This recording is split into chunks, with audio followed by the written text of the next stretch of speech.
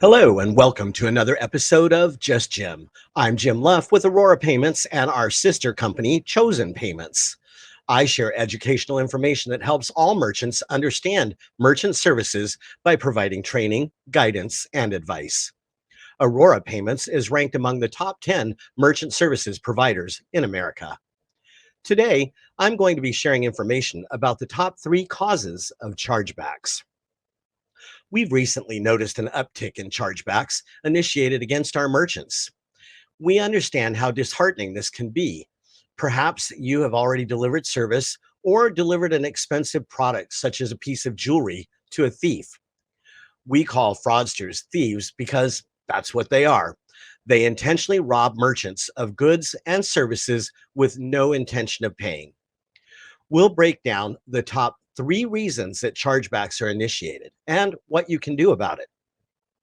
Number one, true fraud.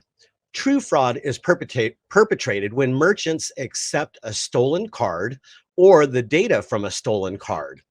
It also happens through the use of counterfeit credit cards that might look and feel like a real credit card, but the data actually belongs to a real credit card owned by someone else.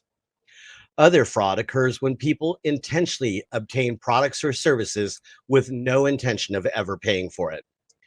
Common claims include merchandise was never received, service wasn't as expected, or the charge is simply not recognized. So, what's your defense play? Your best defense against fraud is to make sure that you have policies and procedures in place that verify the ID of your customers. Use the address verification system, also known as AVS, by entering the street address and zip code of the card and checking for mismatches. Pay attention to body language and attempts to distract you while completing the transaction. If you're in doubt, call your merchant hotline and tell the operator that you have a code 10 transaction. That will cause a phone call to the cardholder from the issuing bank to see if they're really participating in a transaction at that time. These are the most difficult cases to win. Let's face it, if someone stole your credit card information, you wouldn't want to be on the hook for those purchases that you didn't participate in either. The second type of fraud is called friendly fraud. It's also our most second reported chargeback. And this type of fraud has increased exponentially during the recent pandemic. In the case of friendly fraud, it's usually a family member who's committing the fraud. Let's say that a teen borrows mom's credit card to make an online purchase and then uses that same card again to buy something else from somewhere else. When mom gets the bill, the charge will be disputed. The same type of friendly fraud can be committed by an employee with access to a credit card. Friendly fraud can usually be proved to be fraudulent, and the cardholder will likely remain liable for the charge. The defense play here.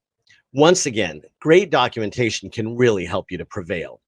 The threat of legal prosecution against the parent and or their child works wonders in prevailing. If you shipped a product to an address and you can prove that the address belongs to the cardholder and have a tracking record from UPS indicating the product was delivered to that same address, you're almost guaranteed a win. Our third type of chargeback occurs from merchant errors. Sometimes a cardholder will dispute a charge that they don't recognize on their statement. As an example, a Kirby vacuum cleaner dealer might be known as the Kirby Company, but their merchant account might be set up as Bill Smith Enterprises doing business as the Kirby Company. When a cardholder only sees Bill Smith Enterprises, they may not readily identify that with the Kirby Company, and a dispute can be initiated. A customer may simply dispute because the merchant description is incorrect. Other merchant errors could include shipping the wrong merchandise or sending the wrong quantity of a product. Sometimes people make purchases of a product that is on sale, but they're inadvertently charged the regular price and turn around and dispute the entire charge. These types of disputes are almost always won in favor of the merchant with just a little bit of written explanation. So what's your defense play here? We'll say it again. Great documentation is the key to prevailing in this type of chargeback dispute. Information provided to the cardholder issuing bank can go a long way towards resolving these issues. Do you need assistance with the chargeback? If you receive a chargeback and need assistance fighting to get your money back, we can help you. If you're not an existing merchant, don't let that stop you from calling on our team. Our team is ready to go to battle with you. Call us at 833 Aurora 2. That's 833 287 6722. Or you can email us at support@risewithaurora.com. Thank you for joining us. And remember to click our subscribe button to learn more about merchant services. And be kind and share this with a fellow merchant. We'll see you next time on another episode.